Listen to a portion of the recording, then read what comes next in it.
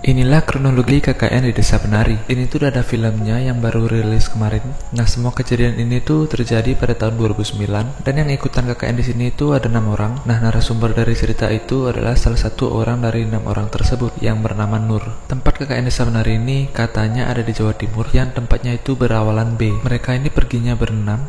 Ada Bima, Anton, Wahyu, Widya, Nur, dan Ayu. Dan mereka berenam ini semuanya temenan dan gak ada yang pacaran. Dan yang menemukan Desa Penari ini sebenarnya adalah Widya, karena dia itu merasa Desa Penari ini cocok karena dia itu masih asri banget. Jadi mereka itu bisa melakukan banyak proyek. Jadi karena Desa Penari ini terpencil, mereka itu harus berhenti dulu pakai mobil di kota, terus mereka harus pindah ke motor untuk masuk ke desa tersebut. Dan waktu mereka itu naik motor mau masuk ke Desa Penari di tengah-tengah hutan, Nur tiba-tiba melihat seorang wanita cantik sedang menari di atas batu. Tatapan matanya tuh tajam banget dan dia itu cantik banget. Cewek ini itu katanya ngelihat sambil tersenyum kepada Nur. Dan waktu Nur melihat lagi, cewek itu udah gak ada. Mereka pun akhirnya sampai ke rumah Pak Prabu, sang kepala desa. Pak Prabu itu bilang, kalian ini kayaknya gak bisa deh ngelakuin KKN di sini. Dan setelah cekcok, akhirnya Pak Prabu pun setuju untuk mereka melakukan KKN di sana. Dan waktu mereka itu keliling desa, Nur itu sempat melihat sebuah batu yang ditutupin kain dan bawahnya itu sengaja diletakkan sesajen. Dan di atas batu itu Nur melihat sesosok hitam dengan mata picang merah menyala, sekujur tubuhnya ditutupi rambut dan ada tanduk kerbaunya. Melihat itu Nur langsung bilang ke Ayu, "Ayo kita balik aja." Terus Nur ini juga melihat sebuah makam yang dikelilingi pohon beringin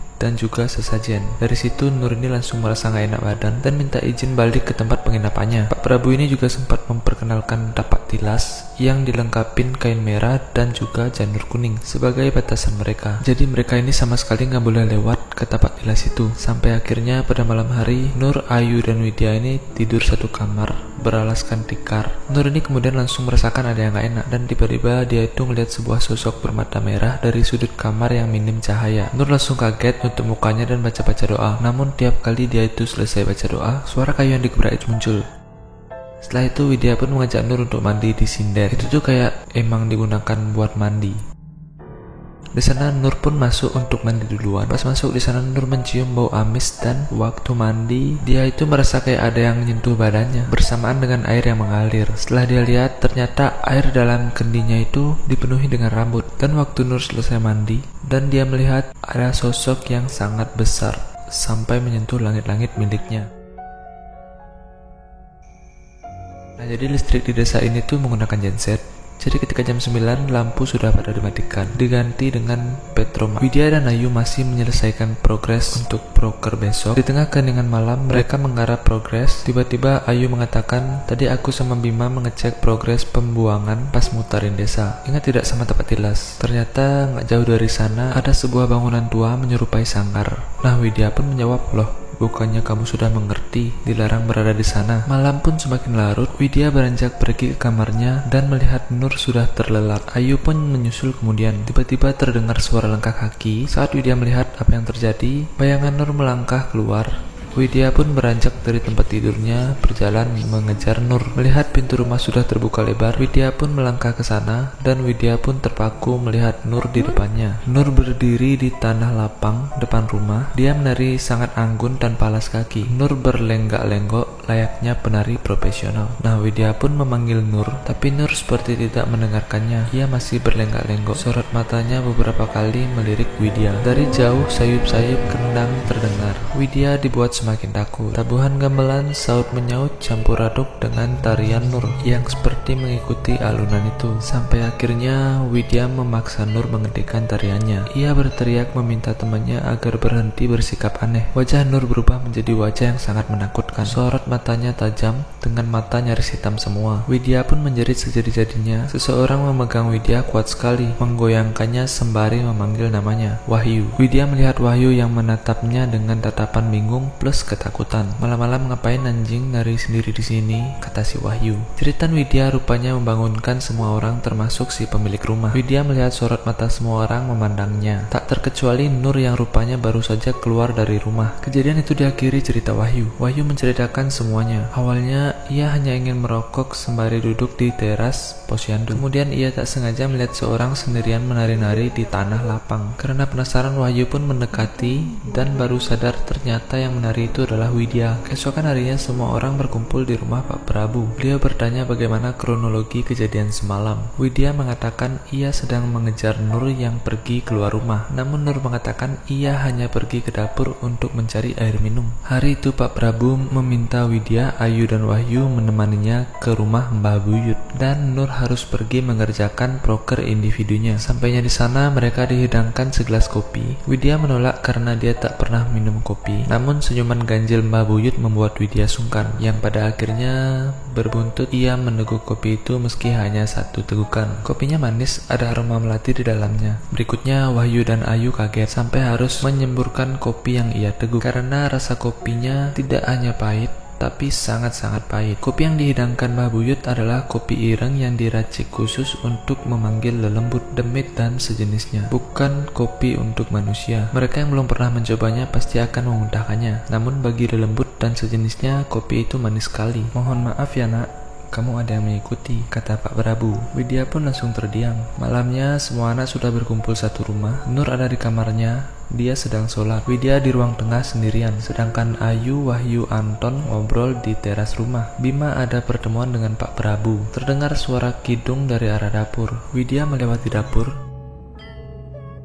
Semakin lama, suaranya semakin terdengar jelas. Dapur rumah ini hanya ditutupi dengan tirai. Saat Widya menyibak tirai, ia melihat Nur sedang meneguk air dari kendi, lengkap dengan mukenanya. Widya mematung, diam lemas sekali, sampai Nur yang meneguk dari kendinya melihatnya. Mata mereka saling memandang satu sama lain. Kenapa Wid? Tanya Nur. Widya pun masih diam. Nur pun mendekati Widya. Sontak Widya langsung lari dan melihat isi kamar. Di sana tidak ada Nur. Ada apa sih sebenarnya? Tanya si Nur, yang sekarang di samping Widya dan memegang bahunya. Tangan Widya masih gemetaran sampai semua anak mendekatinya dan memberinya segelas air. Widya kemudian meminumnya. Tangan kanan Widya terangkat lalu masuk ke dalam mulut. Di sana Widya berusaha mengambil sesuatu. Ada 2 helai sampai 3 helai rambut hitam panjang, dan itu keluar dari dalam mulut Widya. Yang katanya kalau tiba-tiba muncul rambut itu biasanya kalau nggak disantet ya diincar makhluk halus. 23 hari sudah dilalui. Setiap hari perasaan Widya semakin tidak enak. Dimulai dari warga yang membantu brokernya mulai tidak datang satu persatu. Kabarnya mereka jatuh sakit. Malam itu Ayu mengumpulkan semua anak perihal masalah yang mereka hadapi. Hampir setengah warga yang membantu broker mereka tidak mau melanjutkan pekerjaannya. Alasannya bermacam-macam. Dari semua anak yang punya usul, hanya Bima tidak seantusias yang lain. Di malam itu juga Widya ingat perkataan Wahyu. Setiap malam Bima pergi keluar rumah, entah apa yang dilakukannya, dan Widya pun sengaja bergadang hanya untuk memastikan, dan ternyata benar. Malam itu Bima pergi keluar rumah. Kemudian ia menyusul Bima sendirian. Ia melihat Bima berjalan jauh ke timur tempat tapak tilas. Jalannya menurun, ditutupi banyak sekali tanaman beluntas. Di bawahnya ia melihat sangkar yang diceritakan Ayu dulu, dan sangkarnya benar-benar berantakan. Widya melihat dari jauh. Di bawah sangkar ada sebuah gubuk berpintu. Widya mendekatinya dan mengintip di celah-celah kecil. Dari sana Widya menyaksikan langsung Bima sedang berendam di sinden. Ia dikelilingi banyak ular besar. Melihat itu Widya kaget dan langsung berbalik lari. Tiba-tiba Widya melihat di depannya ada yang sedang menari. Di sana Widya menyadari yang menari itu adalah Ayu. Mata Ayu sembab seperti sudah menangis lama, tapi gelagat ekspresi wajahnya seperti menyuruh Widya lari. Tanpa tahu apa yang terjadi, Widya langsung lari dan melihat anjing hitam keluar dari semak-semak. Setelah melihat Widya, anjing itu lari dan Widya mengikuti anjing itu, dan Widya pun keluar dari jalan setapak itu. Setelah sampai di rumah penginapan, Widya melihat ruangan itu dipenuhi orang yang duduk bersila. Mereka mengelilingi 2 orang yang terbujur, yaitu Ayu dan Bima. Tubuhnya ditutupi selendang, diikat dengan tali putih menyerupai kafan.